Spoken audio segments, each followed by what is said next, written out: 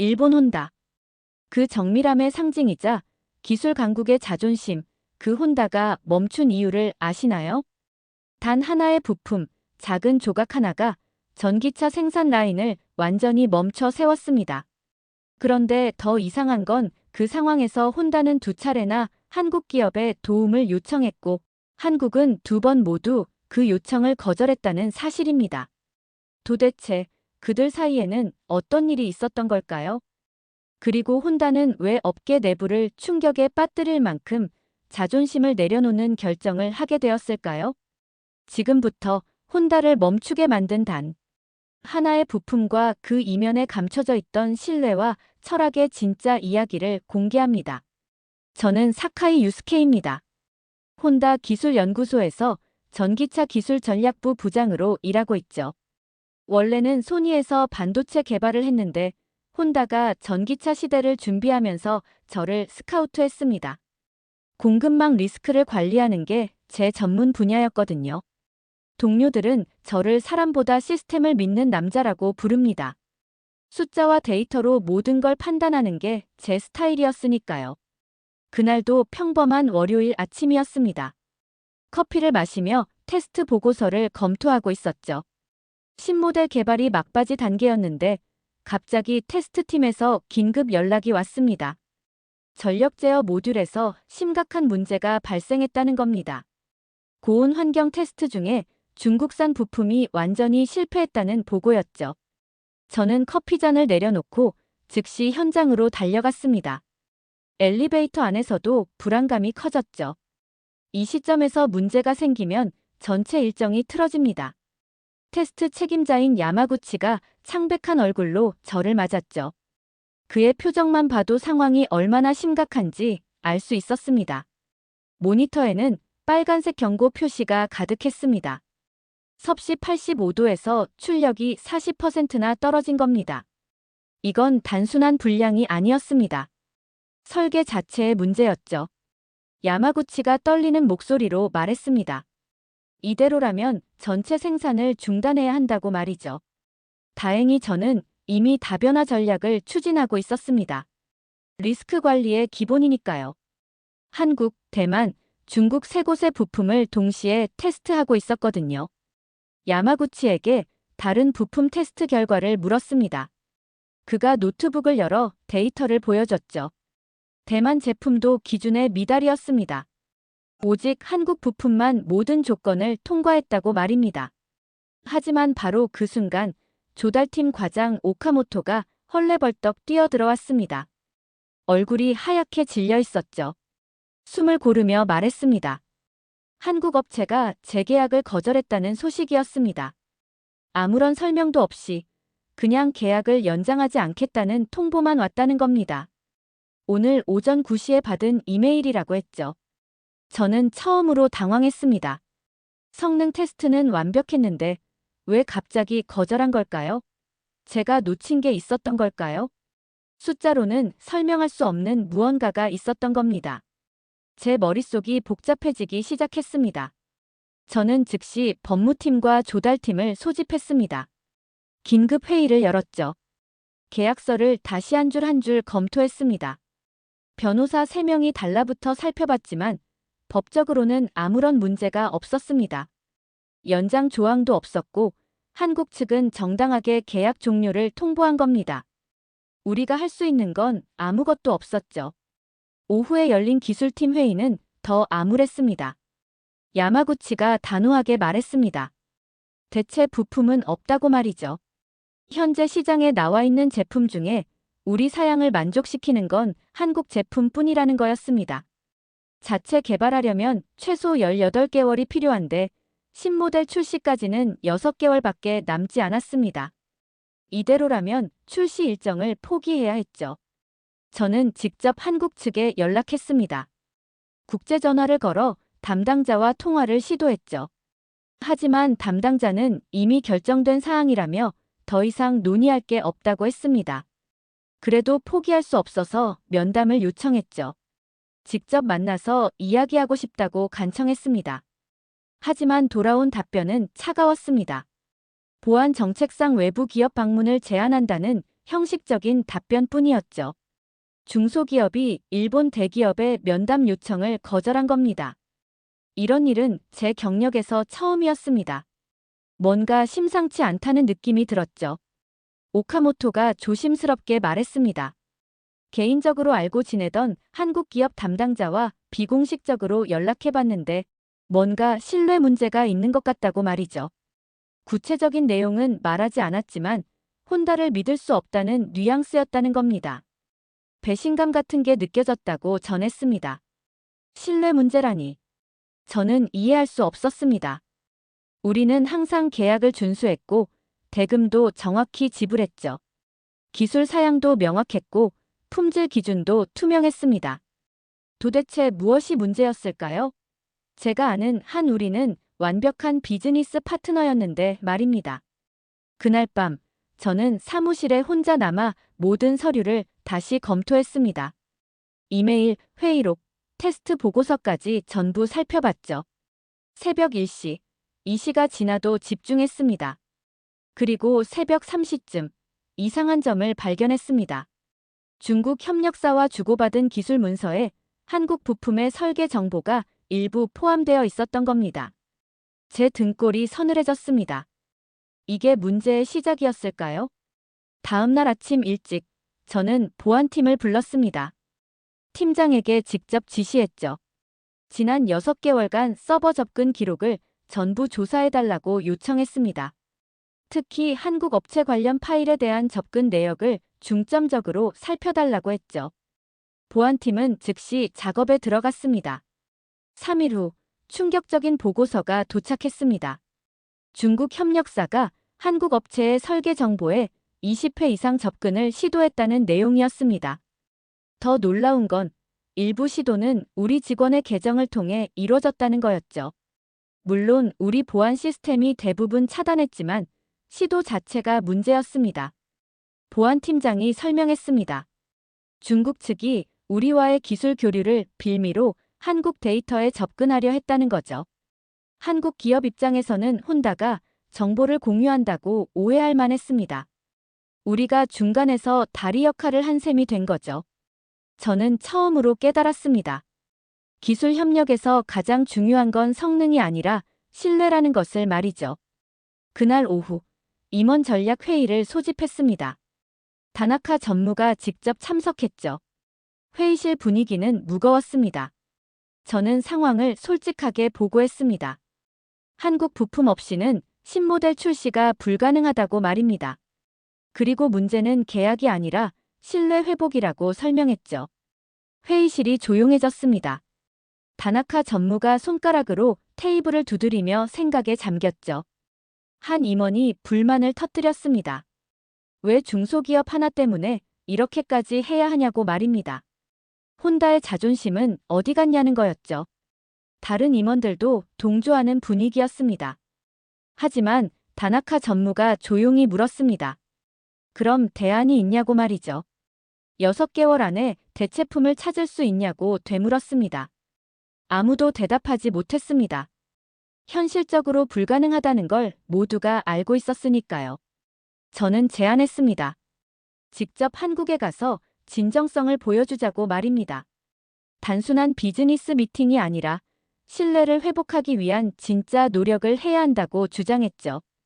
보안 시스템을 강화하고 독립적인 테스트 환경을 보장하며 필요하다면 설비 투자도 지원하겠다고 약속하자는 거였습니다. 우리가 먼저 손을 내밀어야 한다고 강조했죠. 야마구치가 반대했습니다. 기술 유출 위험이 있다고 말이죠. 우리가 너무 많은 걸 내주는 거 아니냐고 우려했습니다. 하지만 저는 답했습니다. 이미 신뢰를 잃었는데 기술만 지키면 뭐 하냐고 말입니다. 파트너 없는 기술은 무용지물이라고 강조했죠. 결국 다나카 전무가 결정을 내렸습니다. 사카이가 책임지고 한국에 다녀오라고 말이죠. 필요한 건 뭐든 지원하겠다고 했습니다. 기술팀, 조달팀, 경영지원실 3개 부서 연합 출장단을 구성하라는 지시였습니다. 이례적인 결정이었죠. 보통은 실무진 한두 명이 가는 게 전부인데 말입니다. 출장 준비는 철저했습니다. 2주 동안 밤낮 없이 준비했죠. 보안 개선 계획서, 투자 제안서, 장기 파트너십 로드맵까지 모든 걸 준비했습니다. 프레젠테이션 자료만 200페이지가 넘었죠. 하지만 가장 중요한 건 진정성이었습니다. 저는 팀원들에게 당부했습니다. 우리가 갑이 아니라 을의 자세로 가야 한다고 말이죠. 김포공항에 도착했을 때 한국 측 담당자가 마중 나와 있었습니다. 젊은 직원 한 명이었죠. 표정은 딱딱했지만 예의는 지켰습니다. 공항에서 회사까지 1시간 거리였는데 차 안에서 침묵이 흘렀습니다. 오카모토가 어색하게 날씨 얘기를 꺼냈지만 분위기는 여전히 무거웠습니다. 한국 기업 본사는 경기도 안산에 있었습니다. 반월공단 안쪽에 위치한 5층 건물이었죠. 규모는 크지 않았지만 깔끔하고 체계적이었습니다. 입구에 들어서자 품질 관련 인증서들이 벽면 가득 걸려 있었죠. 국제 인증부터 국내 인증까지 다양했습니다. 회의실에 들어서자 기술이사가 우리를 맞았습니다. 이름은 김진수. 40대 중반으로 보이는 차분한 인상의 엔지니어였습니다. 악수를 나누는데 손에 힘이 있었죠. 눈빛도 날카로웠습니다. 쉽지 않은 상대라는 걸 직감했습니다. 저는 준비한 제안서를 발표했습니다. 이 시간 동안 열정적으로 설명했죠. 보안 조항 강화, 독립 테스트 환경 구축, 설비 투자 전액 지원까지 모든 걸 테이블에 올렸습니다. 중간중간 팀원들이 보충 설명을 했고 구체적인 수치와 일정도 제시했죠. 하지만 김진수 이사는 조용히 듣기만 했습니다. 표정 변화도 없었죠. 발표가 끝나자 김진수 이사가 노트북을 열었습니다. 잠시 키보드를 두드리더니 화면을 우리 쪽으로 돌렸죠. 화면에는 서버 접근 로그가 떠올랐습니다. 중국 측의 비인가 접근 시도 내역이 전부 기록되어 있었습니다. 날짜, 시간, 접근 경로, 시도한 파일명까지 상세했죠. 김진수 이사가 조용히 말했습니다. 신뢰 없이 협력은 없다고 말이죠. 저는 자리에서 일어났습니다. 그리고 깊이 고개를 숙였죠. 일본식 정중한 사과였습니다. 우리의 관리 소홀을 인정했습니다. 보안 관리에 실패했고 파트너를 보호하지 못했다고 솔직하게 시인했죠. 그리고 준비해온 모든 보안 로그와 서명된 문서를 제출했습니다. 앞으로는 모든 정보 접근을 투명하게 공유하겠다고 약속했습니다. 김진수 이사가 처음으로 표정이 바뀌었습니다. 놀란 듯한 표정이었죠. 아마 일본 대기업 임원이 이렇게 고개를 숙일 거라고는 예상하지 못했던 것 같습니다. 잠시 침묵이 흐른 뒤 김진수 이사가 말했습니다. 시험실을 보여드리겠다고 말이죠. 진짜 기술을 보여주겠다는 거였습니다. 지하 시험실로 내려가는 엘리베이터 안에서 김진수 이사가 말했습니다. 우리는 대기업이 아니라서 실패할 여유가 없다고 말이죠. 한 번의 실수가 회사 전체를 위험에 빠뜨릴 수 있다는 겁니다. 그래서 한 번에 완벽해야 한다고 설명했습니다. 그 말에는 무게가 있었죠.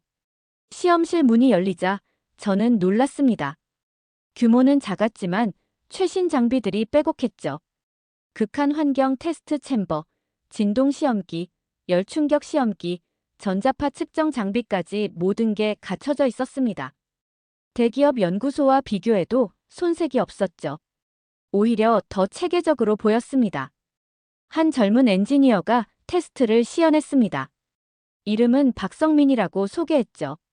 30대 초반으로 보였습니다. 섭씨 영하 40도에서 영상 125도까지 반복 테스트를 하는 모습을 보여줬죠. 온도 변화 속도, 유지 시간, 반복 횟수까지 모든 게 정밀했습니다. 부품 하나를 8,000번 이상 테스트한다고 설명했습니다. 2년 3개월 동안 개발한 결과물이라고 자랑스럽게 말했죠. 저는 말없이 그 장면을 바라봤습니다. 야마구치도 충격받은 표정이었죠. 우리는 효율성을 위해 테스트를 간소화했는데 이곳에서는 모든 조건을 다 검증하고 있었습니다. 상상할 수 있는 모든 환경을 재현하고 있었죠. 품질에 대한 집념이 느껴졌습니다. 김진수 이사가 테스트 데이터를 보여줬습니다. 수천 페이지에 달하는 분석 보고서였죠. 매일매일의 테스트 결과가 기록되어 있었습니다. 실패한 데이터도 그대로 보관하고 있었죠. 김진수 이사가 말했습니다. 실패에서 배운다고 말이죠. 성공보다 실패가 더 중요한 스승이라고 설명했습니다. 점심 식사는 회사 구내식당에서 했습니다. 직원들과 함께 줄을 서서 밥을 받았죠. 김진수 이사가 이것도 우리 문화의 일부라고 설명했습니다. 임원도 직원도 같은 밥을 먹는다는 거죠. 평등과 소통의 상징이라고 했습니다. 식사를 하면서 김진수 이사가 회사 역사를 들려줬습니다. 1998년 창업했다고 하더군요. IMF 직후 어려운 시기에 시작했다고 했습니다. 처음엔 직원 5명으로 시작했는데 지금은 200명이 넘는다고 자랑스럽게 말했죠. 모두가 한 가족 같다고 표현했습니다. 오후에는 생산 현장을 둘러봤습니다. 작업자들이 집중해서 일하는 모습이 인상적이었죠. 한 작업자가 현미경으로 부품을 검사하고 있었는데 그 진지한 표정이 장인을 보는 것 같았습니다. 김진수 이사가 설명했습니다. 우리는 대량 생산을 하지 않는다고 말이죠. 하나하나 정성을 들인다는 거였습니다. 다시 회의실로 돌아왔을 때 분위기가 많이 부드러워져 있었습니다. 김진수 이사가 먼저 말을 꺼냈죠. 조건이 하나 더 있다고 말입니다. 혼다의 품질 테스트 로그도 2년간 공유해달라는 거였습니다. 서로를 알아야 진짜 협력이 가능하다는 설명이었죠. 야마구치가 당황했습니다. 그건 우리 기술의 핵심인데 공개할 수 없다고 반발했죠. 다른 팀원들도 우려를 표했습니다. 하지만 저는 달랐습니다. 이제 이해했거든요.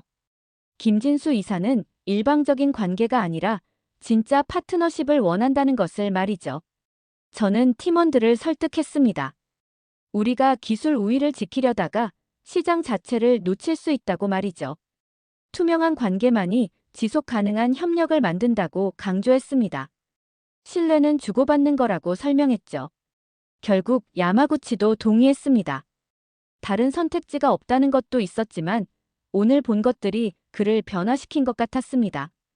김진수 이사가 새로운 제안을 했습니다. 공동기술센터를 만들자고 말이죠.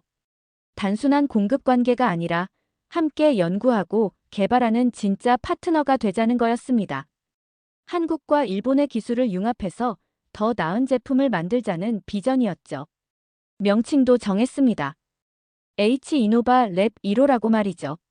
저는 잠시 시간을 달라고 했습니다. 그리고 복도로 나가 다나카 전무에게 전화했죠. 상황을 상세히 보고했습니다. 한국 측의 제안, 우리가 양보해야 할 부분, 얻을 수 있는 것들을 설명했죠. 잠시 침묵이 흐른 뒤 다나카 전무가 말했습니다. 사카이가 판단해서 결정하라고 말이죠. 신뢰한다는 거였습니다. 회의실로 돌아와 김진수 이사와 마주 앉았습니다. 저는 말했죠. 제안을 받아들이겠다고 말입니다. 하지만 우리도 조건이 있다고 덧붙였습니다. 공동기술센터는 양국에 하나씩 만들자는 거였죠. 인력 교류도 활발히 하고 정기적인 기술 세미나도 개최하자고 제안했습니다. 김진수 이사가 웃으며 손을 내밀었습니다. 좋은 제안이라고 말하며 악수를 청했죠. 따뜻한 손이었습니다. 그 순간 저는 느꼈습니다. 이제 진짜 파트너가 되었다는 것을 말이죠. 계약서는 나중 문제였습니다. 신뢰가 먼저였으니까요. 저녁 식사는 근처 한 식당에서 했습니다. 소주잔을 기울이며 솔직한 대화를 나눴죠. 김진수 이사가 털어놨습니다. 처음엔 혼다를 믿을 수 없었다고 말이죠. 대기업들은 항상 중소기업을 이용만 한다고 생각했다는 겁니다. 하지만 직접 와서 진정성을 보여준 것에 감동받았다고 했습니다. 특히 사과하는 모습이 인상적이었다고 말했죠. 저도 솔직하게 답했습니다. 우리가 배운 게 더 많다고 말이죠. 기술만으로는 부족하다는 것을, 신뢰가 있어야 진짜 혁신이 가능하다는 것을 깨달았다고 솔직하게 인정했습니다. 숫자와 효율만 따지던 제가 이제야 사람의 가치를 알게 되었다고 고백했죠. 마지막 날 아침, 김진수 이사가 작은 상자를 건넸습니다. 뭐냐고 물으니 선물이라고 하더군요. 열어보니 전력 제어 모듈이 들어있었죠. 혼다에 처음 납품될 제품이라고 했습니다. 특별히 신경 써서 만들었다는 설명과 함께 말이죠. 시리얼 넘버 1번이라고 자랑스럽게 말했습니다. 저는 그 작은 부품을 들고 한참을 바라봤습니다. 무게는 불과 200g 정도였죠. 하지만 그 안에는 측정할 수 없는 무언가가 들어있었습니다. 한국 엔지니어들의 자부심과 철학이 담겨 있었죠. 완벽을 추구하는 집념이 느껴졌습니다. 이 작은 부품 하나가 거대한 혼다를 멈춰 세웠고 동시에 새로운 시작을 만들어낸 거죠. 공항으로 가는 길, 오카모토가 말했습니다. 이번 출장으로 많은 걸 배웠다고 말이죠. 기술 협력이 단순한 거래가 아니라는 것을, 서로를 이해하고 존중해야 한다는 것을 깨달았다는 겁니다. 20년 경력의 오카모토가 이런 말을 하다니 놀라웠죠. 야마구치도 인정했습니다. 처음엔 반대했지만 이제는 확신한다고 말이죠. 한국 파트너와 함께라면 세계 최고의 전기차를 만들 수 있을 거라고 확신한다는 거였습니다. 기술자로서 기술자를 인정한다고 덧붙였죠. 고집불통 야마구치가 이렇게 변하다니 김진수 이사와 그의 팀이 보여준 진정성의 힘이었습니다. 일본으로 돌아온 뒤 저는 보고서를 작성했습니다. 단순한 출장 보고서가 아니었죠. 혼다가 나아가야 할 방향에 대한 제언이었습니다. 기술 중심에서 신뢰 중심으로, 효율성에서 지속 가능성으로 전환해야 한다는 내용이었죠. 그리고 한국 파트너와의 협력 사례를 상세히 기록했습니다. 다나카 전무가 보고서를 읽고 말했습니다. 사카이가 변했다고 말이죠. 숫자만 보던 사람이 이제는 관계를 본다는 거였습니다. 그리고 덧붙였죠. 그게 진짜 리더의 자질이라고 말입니다. 저는 답했습니다. 한국에서 배운 거라고 말이죠. 작은 기업이 가르쳐준 큰 교훈이었다고 설명했습니다.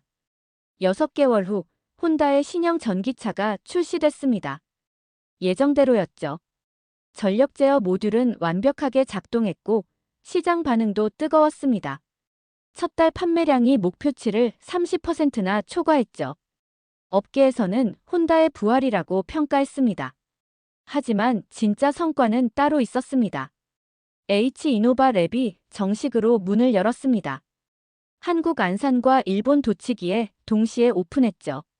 한국과 일본 엔지니어들이 함께 일하는 공간이었습니다.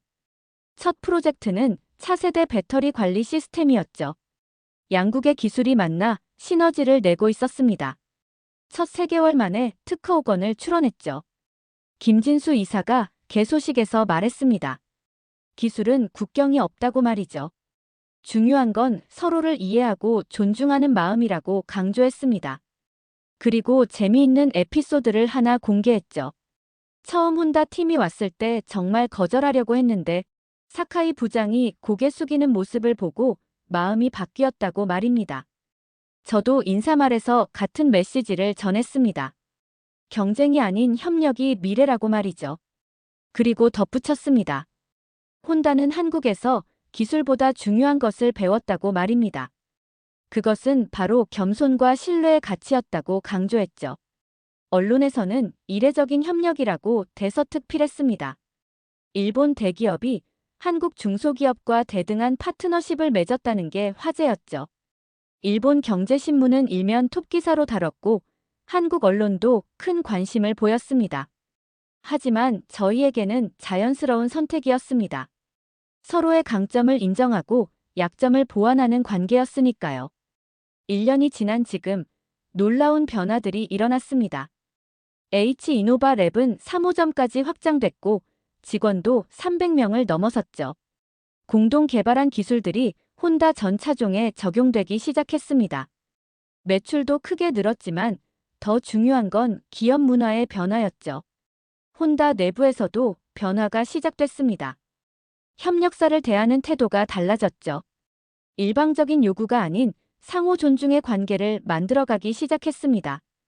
다른 부서들도 한국 출장 사례를 벤치마킹하기 시작했죠. 신뢰 경영이라는 새로운 화두가 생겼습니다. 저는 가끔 그날을 떠올립니다.